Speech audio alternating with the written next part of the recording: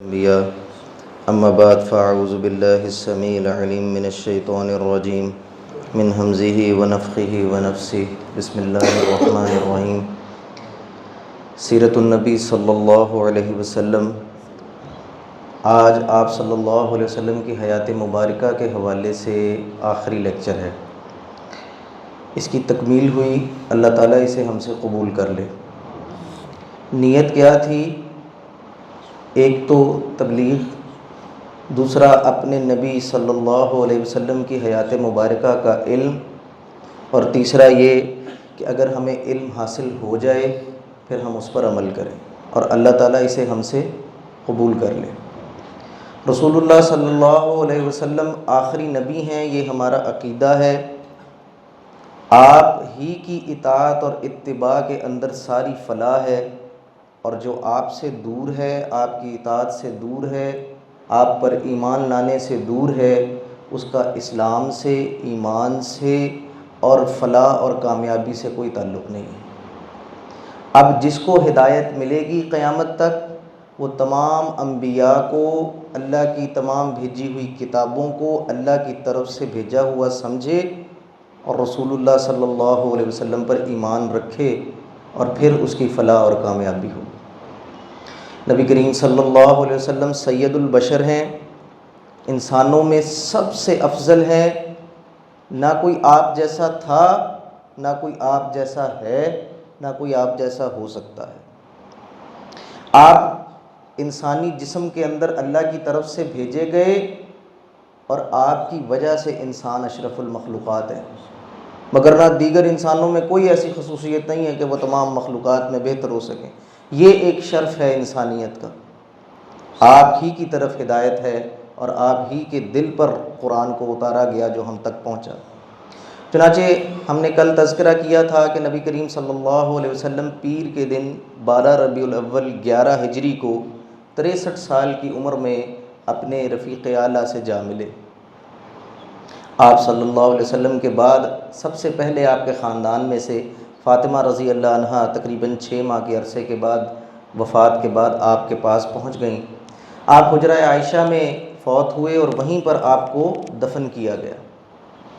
چنانچہ حدیث میں آتا ہے کہ عمر فاروق رضی اللہ تعالیٰ عنہ شدید غصے میں بپھر گئے جب انہیں یہ خبر پہنچائی گئی کہ رسول اللہ صلی اللہ علیہ وسلم رحلت فرما گئے۔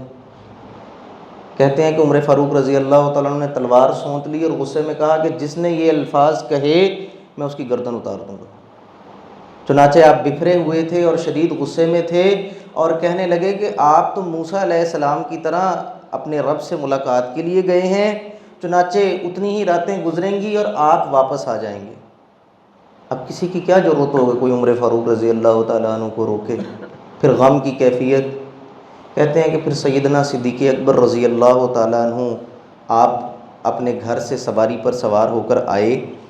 آپ نے خطبہ ارشاد فرمایا۔ خطبے سے پہلے آپ نے عمر رضی اللہ تعالیٰ عنہ کو کہا کہ عمر بیٹھ جاؤ۔ چنانچہ عمر فاروق رضی اللہ تعالیٰ عنہ آپ اتنے غم میں اور پریشانی میں مبتلا تھے کہ آپ نے ان کی بات ہی نہیں سنی۔ کہتے ہیں چنانچہ انہوں نے خطبہ دینا شروع کیا اور قرآن کی آیتیں پڑھنی شروع کیں، جس میں آپ نے فرمایا کہ اگر کوئی تم میں سے محمد رسول اللہ صلی اللہ علیہ وسلم کی عبادت اور پوجا کرتا تھا تو سن لو کہ وہ اپنے رب کے پاس جا چکے، اور جو کوئی اللہ کو الہ مانتا تھا تو اللہ ہمیشہ سے زندہ ہے اور ہمیشہ زندہ رہے گا۔ پھر انہوں نے قرآن کی وہ آیت پڑھی کہ محمد رسول اللہ صلی اللہ علیہ وسلم اللہ کے رسول ہیں، اسی طرح جس طرح پہلے رسول بھیجے گئے، اگر وہ کسی جنگ میں شہید ہو جائیں یا کوئی ان کو قتل کر دے، او قتلہ کے الفاظ ہیں قرآن کے اندر، تو کیا تم اپنی ایڑیوں کے بل دین سے پھر جاؤ گے؟ سعید بن مسیب رضی اللہ تعالیٰ عنہ اور دیگر صحابی کہتے ہیں ہم لوگوں نے سنا، اور عمر فاروق رضی اللہ تعالیٰ عنہ کہتے ہیں کہ ہمیں یہ اندازہ ہی نہیں تھا آج سے پہلے کہ یہ آیت بھی قرآن میں اتری۔ کہتے چنانچہ ہمیں یقین ہو گیا کہ اللہ کے نبی اپنے رب کے پاس جا چکے۔ صحابی کہتے ہیں کہ ہمارے لیے اس دن سے زیادہ روشن دن کوئی نہ تھا جس دن اللہ کے نبی مدینے تشریف لائے تھے، اس سے مبارک دن کوئی نہ تھا، اور آج جب ہمیں پتہ چلا کہ اللہ کے نبی چلے گئے تو ہمارے لیے اس سے تاریک دن کوئی نہ تھا، ہمیں سمجھ نہیں آتا تھا ہم کریں کیا۔ ماں باپ یا اولاد نہیں گئے، رسول اللہ چلے گئے۔ کہتے ہیں چنانچہ ہم شدید پریشان تھے، اسی پریشانی کے عالم میں وہ کہتے ہیں کہ ہمارا پیر کا دن گزر گیا، آپ کی تدفین کے متعلق معاملہ ہوا، اختلاف پڑا، تو سیدنا صدیق اکبر رضی اللہ تعالیٰ عنہ نے بتایا کہ رسول اللہ صلی اللہ علیہ وسلم کی حدیث ہے کہ تمام انبیاء جہاں ان کی وفات ہوتی ہے اسی جگہ پر ان کی تدفین کی جاتی ہے۔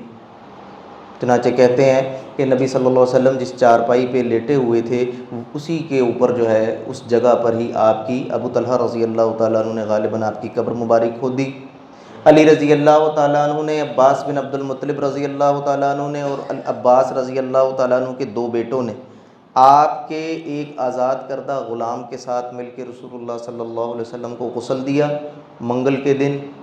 اور اماں عائشہ کہتی ہیں کہ ہم تو بھول ہی گئے تھے کہ آپ کی تدفین بھی ہونی ہے، غم ہی اتنا تھا، چنانچہ ہم نے وہ پھاوڑوں کی آواز سنی جس سے قبر کھودی جاتی ہے، اور منگل کے دن کے بعد آنے والے بدھ سے پہلے بدھ کی رات کو آپ کی تدفین کی گئی۔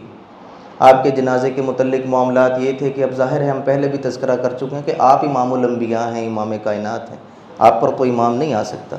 چنانچہ اجتماعی طور پر اس طرح جنازہ نہیں ہوا کہ کسی امام نے پڑھایا ہو، مگر صحابہ 10 کی ٹولیوں میں آتے، درود پڑھتے، اور انفرادی طور پر جنازے کی روایات ملتی ہیں کہ انہوں نے پڑھا اور وہ چلے گئے۔ چنانچہ رسول اللہ صلی اللہ علیہ وسلم کی تدفین کر دی۔ حضرت فاطمہ رضی اللہ عنہ کے بارے میں آتا ہے کہ جب آپ کی وفات ہوئی تو انہوں نے کہا کہ ہم جبریل کو آپ کی وفات کی خبر دیتے ہیں، ہائے میرے بابا کہ وہ اپنے رب سے جا ملے اور انشاءاللہ جنتوں میں پہنچ گئے۔ اور بعد میں جب وہ قبر پہ مٹی ڈال کے آئے تو کہتے ہیں فاطمہ رضی اللہ عنہ نے غالباً علی رضی اللہ تعالیٰ عنہ سے پوچھا، انہیں کہنے لگی کہ آپ کی ہمت ہو گئی تھی رسول اللہ پر مٹی ڈالنے کی، آپ انہیں چھوڑ آئے ہیں مٹی ڈال کے؟ تو آپ صلی اللہ علیہ وسلم 12 ربیع الاول کے دن، جس کی زیادہ روایات یہی ہیں، پیر کے روز آپ کی وفات ہوئی، آپ رفیق اعلیٰ سے جا ملے، آپ کا پیغام رب کا پیغام ہے، توحید کا پیغام ہے، آپ کا پیغام ہدایت کا پیغام ہے۔ اب جس کو فلاح اور ہدایت چاہیے وہ رسول اللہ صلی اللہ علیہ وسلم کے اسوہ کی پیروی کرے۔